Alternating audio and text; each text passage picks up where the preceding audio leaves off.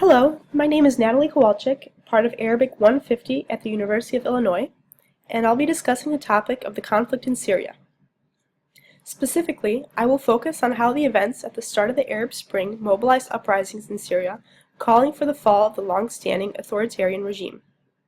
I will discuss the opposition to the existing regime in Syria and how the protests quickly turned into violent conflict and a civil war that has been going on for over 4 years.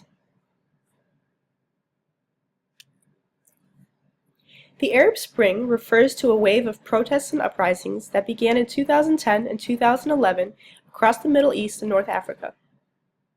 Dissatisfied with their current regimes, protesters across the Arab world called for political and economic reforms as well as social justice and human and civil rights. The map shown indicates the countries that experienced uprisings, whether they were only minor protests or even full-out civil war.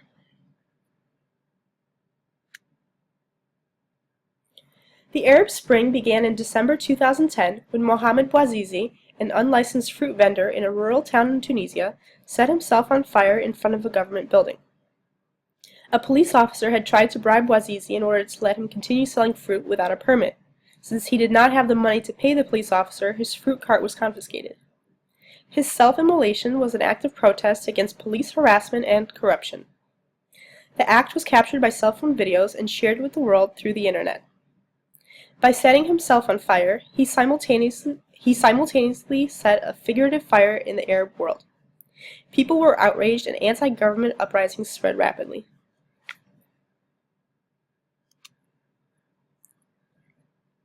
Protests began in Tunisia first, demanding that President Zine El Abidine Ben Ali and his regime step down. Approximately 1 month later, he fled to Saudi Arabia and a new government was put in place. Therefore, the protests in Tunisia were seen as a huge success and triggered a wave of protests in other countries as well. The uprisings in Egypt began in January of 2011 and were also seen as a success. Using the Tunisian uprising as an example, protesters who were unhappy with government corruption and failed economic policies called for President Mubarak to step down. Demonstrations were met by violence from security forces and dozens of protesters died.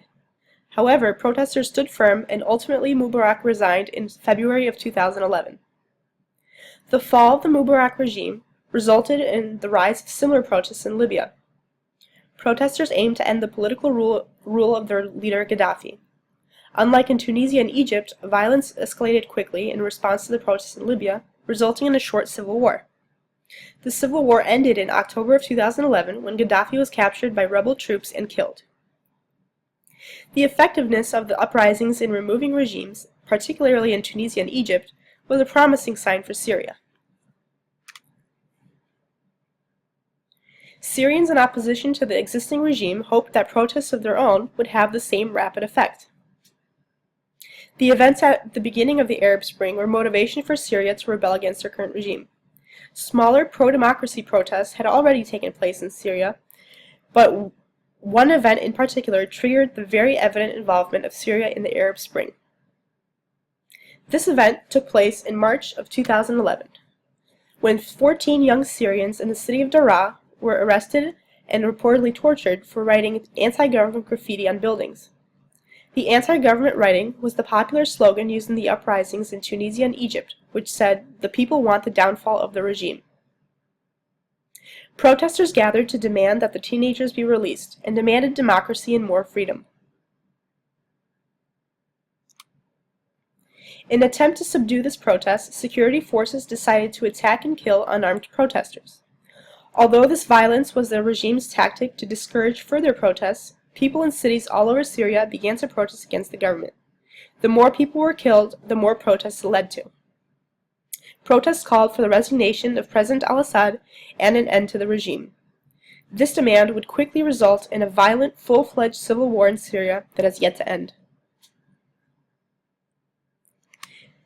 Before I further discuss the events of Syria's civil war, let's examine the existing regime in order to understand where the Syrian conflict stems from. In the year 2000, President Bashar al-Assad assumed power following the death of his father, Hafez al-Assad, who had ruled Syria for 30 years. The Assad family came from the Alawi minority, which includes approximately 12% of Syrians. Since majority of the Syrian population is Sunni Muslim, many Sunnis resent the fact that so much power is monopolized by the Alawites. The military in Syria is also Alawite-dominated, which has added to sectarian conflict in Syria. The Assad regime follows the ideology of the Ba'ath Party. Since the Ba'ath Party seized control in 1963, Syria has been under emergency rule which suspends all rights and liberties. Violence has been a key tool of Ba'athist rule, which the Assad regime has used for the past 4 decades. The regime has begun to rely greatly on security forces as a form of state control. Military operations have played a huge role in the regime's repression of the people of Syria.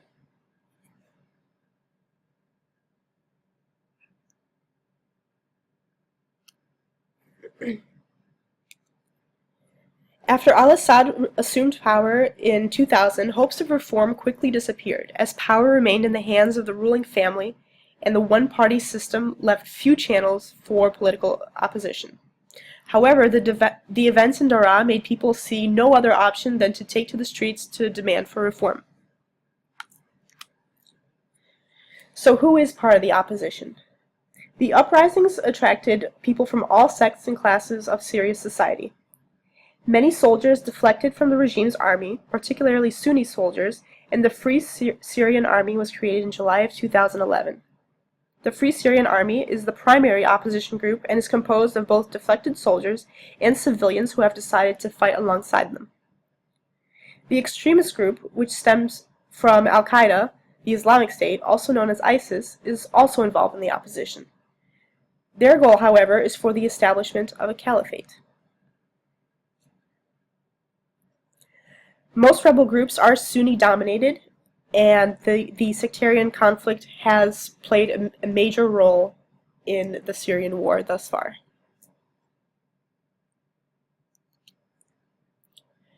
So what has happened since the conflict began?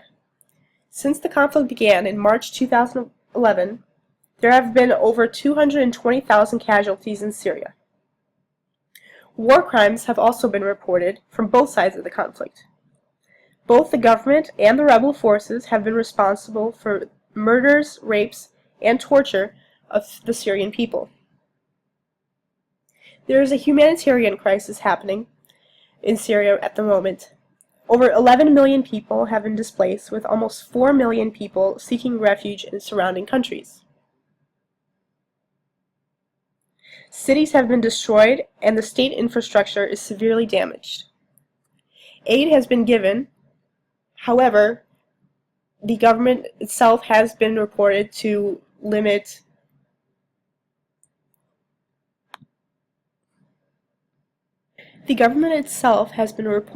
limiting services to like food, water, and health services as a war strategy.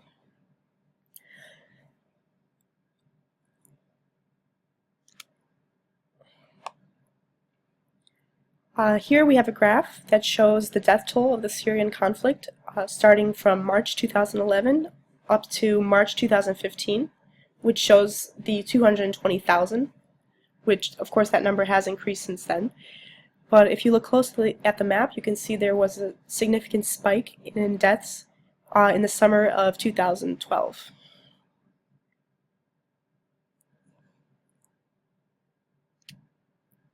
So when will this conflict end? It is very difficult to estimate, and the international community has been working together to come up with a solution. The Arab League and the United Nations have tried to implement ceasefires and begin talks about conflict resolution, but they have failed time and time again. Due to the militarization of the Syrian crisis, there is no indication the regime will fall anytime soon, nor does it seem that rebel forces are prepared to back down. Even if the regime is removed, the military will still hold control over Syria, and unfortunately violence will continue. Armed factions have grown weaker, but the government has also become less centralized. Most predictions say that the conflict will go on until at least 2020. The United Nations also predicts that it will likely take at least 30 years for the Syrian economy to return to pre-war levels. The UN estimates that so far the economy has lost over $200 billion,